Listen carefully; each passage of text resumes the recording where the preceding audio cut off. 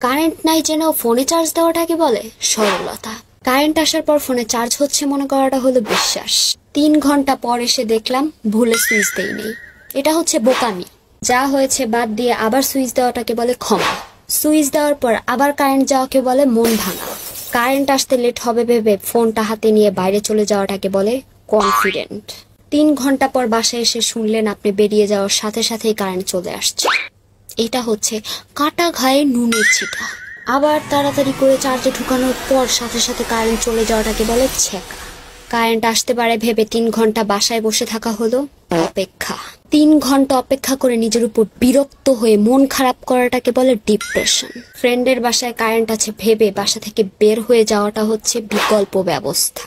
বাসা থেকে কিছু দূর যেতেই বুঝলেন কারেন্ট আসছে, একে বলে প্রাক্তন ফিরে আসা।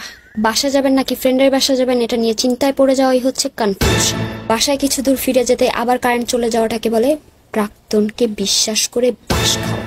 এরপর ফ্রেন্ডের বাসায় গিয়ে বাসায় কারেন্ট আসছে জেনেও ফিরে না আসা হচ্ছে প্রাক্তনকে বিশ্বাস না করা। কারেন্ট না থাকার পর ও ফ্রেন্ডের বাসায় জিদ করে বসে থাকার পর রাত 12টায় যখন বাসায় গিয়ে শুনলেন আর কারেন্ট যায়নি, ওটা হচ্ছে এক্সকে বিশ্বাস না করে ভুল করা। এত কিছুর পর কারেন্টকে মনে মনে গালি দেওয়াই হচ্ছে এক্সের পরিণতি। অলরেডি আমার বাসায় কারেন্ট চলে গেছে।